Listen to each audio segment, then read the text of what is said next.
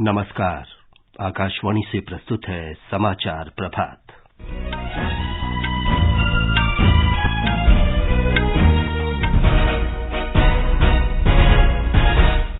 प्रधानमंत्री नरेंद्र मोदी आज video conference के माध्यम से रोजगार मेले में करीब 71,000 लोगों को नियुक्ति पत्र वितरित करेंगे। कर्नाटका के नए मुख्यमंत्री को लेकर संशय, कांग्रेस के वरिष्ठ नेता डीके शिव कुमार ने अपना दिल्ली दौरा रद्द किया। केंद्रीय गृह मंत्री अमित शाह ने मणिपुर में विभिन्न समुदायों की सुरक्षा के लिए सभी उपाय करने का आश्वासन दिया। भारत और ब्रिटेन के बीच अगले दौर की मुक्त व्यापार वार्ता जून में। फ्रांस में आज से कान फिल्म समारोह, केंद्रीय मंत्री एल मुरुगन भारतीय प्रतिनिधिमंडल का नेतृत्व करेंगे। और आईपीएल क्रिकेट में अहमदाबाद में गुजरात टाइटंस ने सनराइजर्स हैदराबाद को 34 रन से हराया।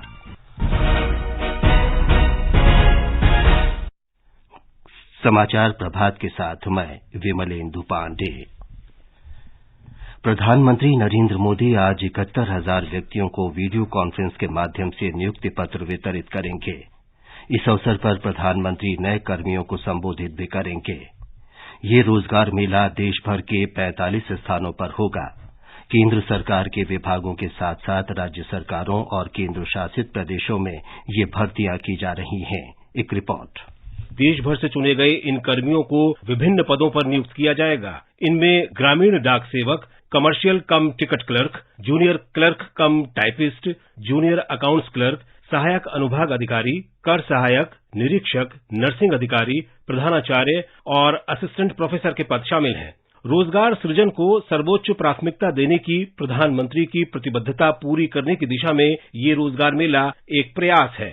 इससे अधिक रोजगार सृजन और युवाओं के सशक्तिकरण के लिए सार्थक अवसर उपलब्ध कराने और राष्ट्रीय विकास में भागीदारी के लिए प्रेरक भूमिका निभाने की उम्मीद है। नवनियुक्त कर्मियों को कर्मयोगी प्रारंभ मॉड्यूल के माध्यम से प्रशिक्षण प्राप्त करने का अवसर भी मिलेगा। दीपेंद्र की रिपोर्ट के साथ समाचार कक्ष से विशाल शर्मा। उत्तर प्रदेश में रोजगार मेला 5 स्थानों राजधानी लखनऊ, वाराणसी, आगरा, मुरादाबाद और गोरखपुर में आयोजित होगा। कर्नाटका में नए मुख्यमंत्री के चयन के लिए कांग्रेस पार्टी के प्रयास जारी हैं। राज्य में पार्टी के वरिष्ठ नेताओं सिद्धारमैया और डीके शिव कुमार मुख्यमंत्री पद की दौड़ में हैं। राज्य में 10 मई को हुए विधानसभा चुनाव में कांग्रेस पार्टी ने पूर्ण बहुमत प्राप्त किया और अब सरकार गठन की प्रक्रिया चल रही है। बेंगलुरु में रविवार को कर्नाटका कांग्रेस विधायक दल की बैठक हुई, जिसमें विधायकों ने सर्वसम्मति से पार्टी अध्यक्ष मल्लिकार्जुन खड़गे को विधायक दल के नेता पर निर्णय लेने के लिए अधिकृत किया। इस पद के एक प्रमुख दावेदार सिद्धारमैया कल से ही दिल्ली में हैं, जबकि दूसरे दावेदार डीके शिव कुमार ने कल स्वास्थ्य संबंधी कारणों से दिल्ली आने का कार्यक्रम रद्द कर दिया। शिव कुमार ने कल बेंगलुरु में कहा कि पार्टी को राज्य में जीत दिलाने का कांग्रेस नेतृत्व को किया गया वायदा उन्होंने पूरा कर दिया है। सिद्धारमैया और डीके शिव कुमार के समर्थक अपने अपने नेताओं को मुख्यमंत्री बनाने की मांग कर रहे हैं। गृह मंत्री अमित शाह ने मणिपुर की स्थिति पर मुख्यमंत्री एन वीरेन्द्र सिंह और संबद्ध पक्षों के साथ कई दौर की बैठकें की हैं। इन बैठकों में राज्य में शांति बहाली के उपायों की समीक्षा की गई। उन्होंने नई दिल्ली में मुख्यमंत्री एन वीरेन्द्र सिंह, मंत्रिमंडल के 4 सदस्यों और राज्यसभा सांसद के साथ विचार विमर्श किया। बाद में श्री शाह ने मेइती और कुकी समुदाय के प्रतिनिधियों से भी विचार विमर्श किया। इन बैठकों के दौरान गृह मंत्री ने हिंसा करने वालों के खिलाफ कठोर कार्रवाई करने का निर्देश दिया और केंद्र सरकार की ओर से पूर्ण सहायता और समर्थन देने का आश्वासन दिया। ये समाचार आकाशवाणी से प्रसारित किए जा रहे हैं।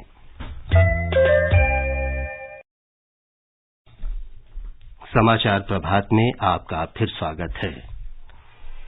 भारत और ब्रिटेन के बीच प्रस्तावित मुक्त व्यापार समझौते के लिए अगले दौर की वार्ता जून में नई दिल्ली में आयोजित की जाएगी।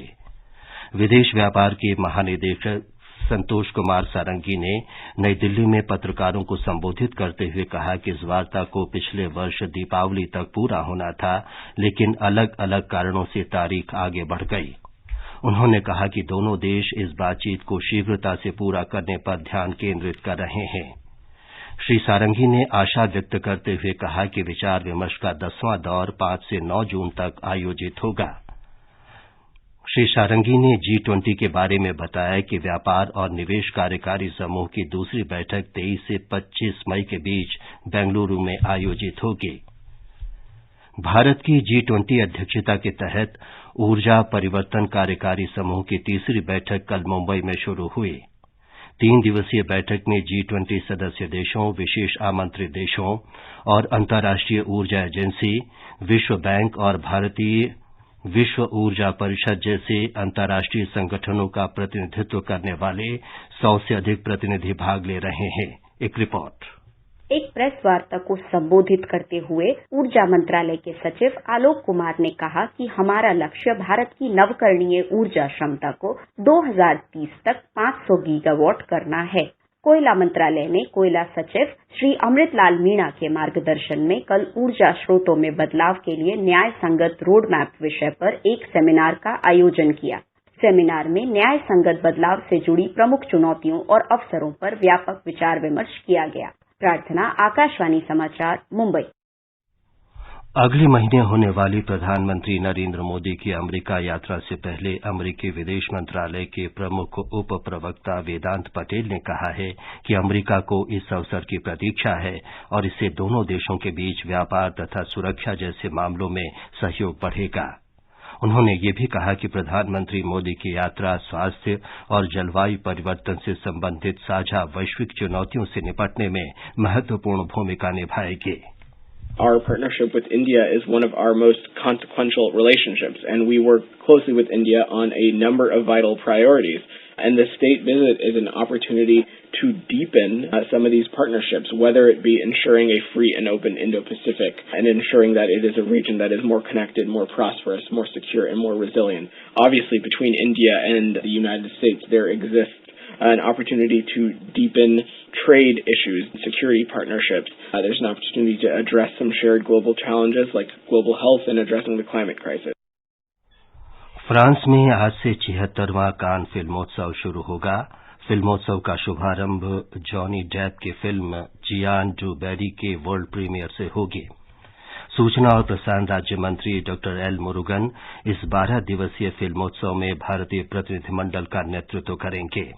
उनके साथ फिल्मकार गुनीत मोंगा, अभिनेत्री मानुषी छिल्लर, ऐशा गुप्ता और प्रसिद्ध मणिपुरी अभिनेता कांगाबाम तोबा भी फिल्म समारोह में भाग ले रहे हैं।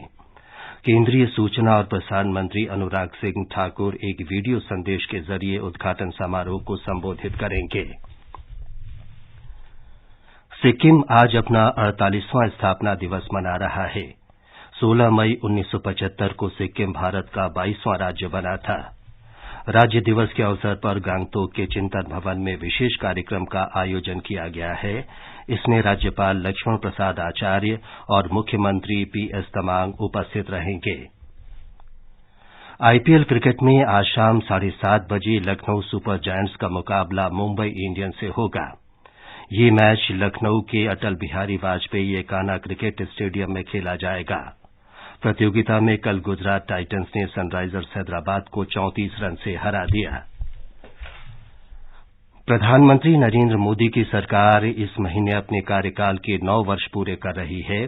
इस अवसर पर आकाशवाणी समाचार सरकार की विभिन्न योजनाओं के कार्यान्वयन पर एक विशेष श्रृंखला प्रसारित कर रहा है। इसी सिलसिले में आज हम बहुआयामी परिवहन सुविधा के लिए राष्ट्रीय मास्टर प्लान गति शक्ति पर एक नजर डाल रहे हैं। प्रधानमंत्री गति शक्ति योजना अगली पीढ़ी की बुनियादी ढांचों को तैयार करने के प्रति नरेंद्र मोदी के सतत प्रयासों का परिणाम है, जिसका उद्देश्य जीवन को सुगम बनाने के साथ साथ व्यापार कार्य को सरल बनाना है। इस मिशन के अंतर्गत 16 मंत्रालयों को एक प्लेटफॉर्म पर लाया गया है, जिसमें रेलवे और सड़क शामिल है, ताकि सभी विभागों की परियोजनाओं के बीच तालमेल हो।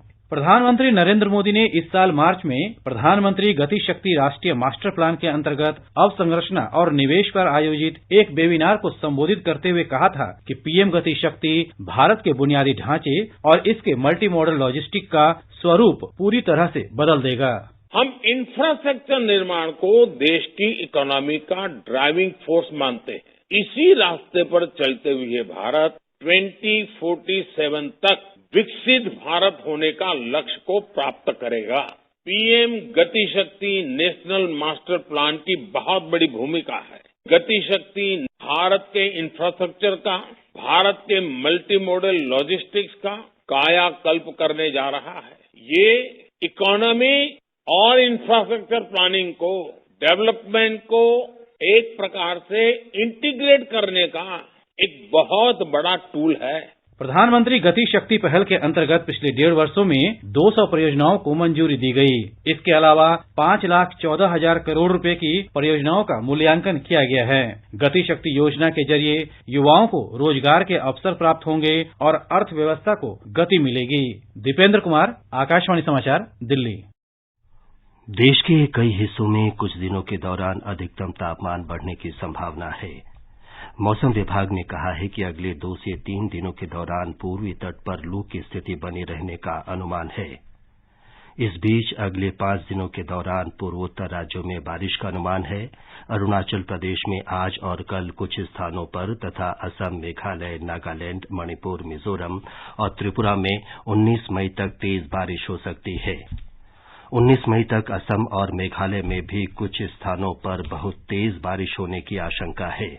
18 मई तक राजस्थान के कुछ हिस्सों में धूल भरी आंधी चलने के आसार हैं।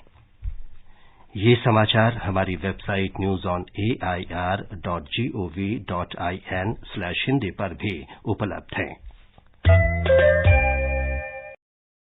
और अब समाचार पत्रों की सुर्खियों के साथ हैं विशाल शर्मा। धन्यवाद विमलेंदु पांडे। कर्नाटक में मुख्यमंत्री पद की खींचतान पर जनसत्ता की सुर्खी है, मुख्यमंत्री पद की दौड़ तेज, सिद्धरमैया पहुंचे दिल्ली। अमर उजाला की टिप्पणी है, सिद्धरमैया पर सहमति के संकेत, शिव कुमार को मनाने के लिए डिप्टी सीएम का प्रस्ताव। उधर राजस्थान में कांग्रेस की गुटबाजी पर दैनिक जागरण पूर्व उप मुख्यमंत्री सचिन पायलट के हवाले से लिखता है, पायलट का अल्टीमेटम, गहलोत सरकार 30 मई तक मांगे माने वरना होगा आंदोलन। पाकिस्तान की उथल पुथल पर नवभारत टाइम्स की शीर्षक है, न्यायपालिका के खिलाफ प्रदर्शन, संसद में सुप्रीम कोर्ट के खिलाफ प्रस्ताव पास। राजस्थान पत्रिका की टिप्पणी है, पाकिस्तान में फिर बवाल, मदरसा सेना के निशाने पर आया सुप्रीम कोर्ट, सरकार की सहयोगी पाकिस्तान डेमोक्रेटिक मूवमेंट के हजारों कार्यकर्ता सड़कों पर।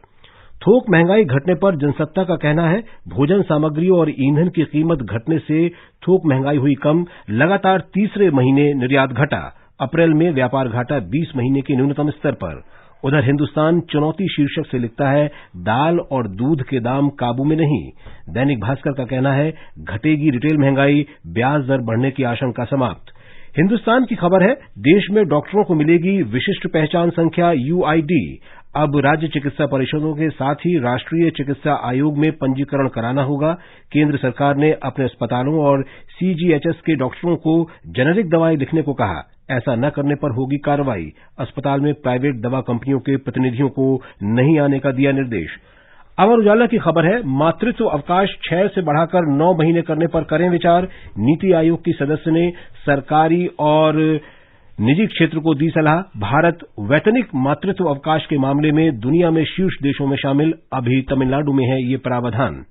अंतरिक्ष की हलचल शीर्षक से राजस्थान पत्रिका लिखता है, शनि के खाते में जुड़े 62 नए चांद, बृहस्पति को पीछे छोड़ा। नई खोज को मिली अंतर्राष्ट्रीय खगोल विज्ञान संगठन की मान्यता, इससे आसान होगा सौर मंडल की निर्माण प्रक्रिया को समझना। अंत में मुख्य समाचार एक बार फिर। प्रधानमंत्री नरेंद्र मोदी आज वीडियो कॉन्फ्रेंस के माध्यम से रोजगार मेले में करीब 71,000 लोगों को नियुक्ति पत्र वितरित करेंगे। कर्नाटका के नए मुख्यमंत्री को लेकर संशय, कांग्रेस के वरिष्ठ नेता डीके शिव कुमार ने अपना दिल्ली दौरा रद्द किया। केंद्रीय गृह मंत्री अमित शाह ने मणिपुर में विभिन्न समुदायों की सुरक्षा के लिए सभी उपाय करने का आश्वासन दिया। भारत और ब्रिटेन के बीच अगले दौर की मुक्त व्यापार वार्ता जून में। और फ्रांस में आज से कान फिल्म समारोह, केंद्रीय मंत्री एल मुरुगन भारतीय प्रतिनिधिमंडल का नेतृत्व करेंगे। इसके साथ ही समाचार प्रभात का ये अंक समाप्त हुआ। नमस्कार।